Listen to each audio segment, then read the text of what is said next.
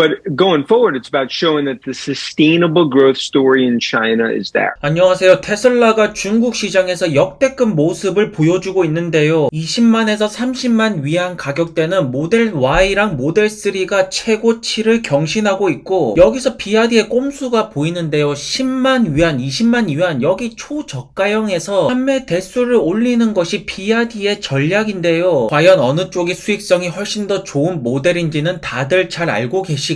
테슬라 중국 4월달은 정말로 역대급입니다. 중국 판매는 39,000대, 중국 수출 역시나 35,000대를 찍었고요. 사실 4월달이 테슬라가 중국 시장에서 가장 죽쓰는 달인데요. 이번만큼은 1, 2월달 수치를 넘겨버리면서 일론 머스크 형의 가격 인하 전략은 정확하게 먹혀 들어가고 있습니다. 4월달에 중국 판매가 무려 26배가 증가를 했다. 현재 많은 전기차 기업들이 부진을 하고 있는 가운데 테슬라만큼은 엄청난 상승률을 보여줬다라는 것인데요. 모델 3 같은 경우에는 13,000대, 모델 Y는 26,760대, 그야말로 모델 Y 최고의 전성기가 아닐까 싶습니다. 그리고 기가 텍사스에서는 모델 Y가 주당 5,000대를 달성했는데요. 현재 전세계 소비자들이 원하는 것이 모델 Y이고, 그렇기 때문에 생산 부분에서도 영업 부분에서도 모델 Y에 엄청난 집중을 하고 있죠. 모델 Y의 엄청난 인기에 따라서 현재 재고 부분은 계속해서 로우 상태를 유지를 하는데, 에리 블랙 형께서는 모델 Y 가격 인상을 예상하고 계십니다. 아마도 많은 주주분들도 이 부분은 동의를 하시겠죠. 현재 모델 S랑 X 고가 라인은 가격을 인상시켰는데 모델 Y는 가격 인상이 나와야 됩니다. 왜냐하면 180만 대 달성했어서 가장 중요한 것이 모델 3인데 모델 3랑 Y랑 가격 차이가 그렇게 많이 나지 않는데요. 그러니까 소비자 입장에서는 돈을 조금 더 보태서 모델 3보다는 Y를 선택하는 것이고요. 거기에다가 ESS 부분의 매출도 계속해서 증가를 하고 있는데, 이 부분이 왜 중요하냐면요. 테슬라의 주가가 계속해서 올라가려면 높은 매출 성장률을 보여줘야 되는데 40에서 45% 성장률이 나오려면 전기차뿐만 아니라 FSD가 되었던 에너지 부분에서 매출이 반드시 터져야 됩니다. 그렇기 때문에 지금 ESS의 매출이 계속해서 올라가는 것은 굉장한 청신호일 것이고요. 테슬라에서도 본격적으로 움직임을 보여주고 있습니다. 테슬라 솔라에서 테슬라 에너지로 트위터 이름을 아예 바꿔버렸는데요. 하지만 주주분들이 원하는 것은 에너지보다 더욱더 큰 것을 바라보고 있죠. 테슬라에게 바라는 점, 테슬라 주주분들 일동은 FSD를 외치고 있습니다. 특히나 FSD가 새로운 테슬라 차로 트랜스퍼 되는 거, 이 부분을 굉장히 원하고 있기 때문에 일론 형께서도 충분히 고려해야 되지 않을까 싶은데요. 그렇다면 과연 슈퍼 스무스 단계의 FSD는 언제 나올까요? 일론 형이 말했던 저 단계까지 가야지 제대로 된 FSD의 매출이 잡힐 것인데요. 현재 테슬라는 전기차, 에너지, FSD 모든 분야에서 진격하는 모습을 보여주고 있습니다. 그리고 포드 같은 경우에는 가격 인하 안 한다라고 말했는데 어쩔 수가 없습니다. 테슬라가 저렇게 가격을 떨어뜨렸는데 포드가 어떻게 버티어낼 수가 있나요? 포드는 전기차를 팔 때마다 손실을 겪는데 가격을 인하시켰으면 그 손실폭이 더욱더 커질 것입니다. 그러니까 현재 테슬라의 전략은 전기차 스타트업을 비롯해서 레거시 업체들에게 전체적으로 압박을 넣고 있는 것이고요. Let's take a look at shares of Rivian. They're trading to the upside, up nearly 5% after reporting earnings. The company reporting a better than expected revenue, $661 million. Also,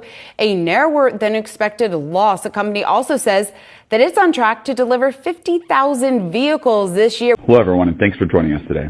We had a strong start to the year as our team delivered on our targets, including continuing to ramp R1 production, integration of the Enduro motor and LFP battery packs, and improved operating efficiency. During the first quarter, we produced 9,395 vehicles, which reflects continued quarter-over-quarter growth in R1 production.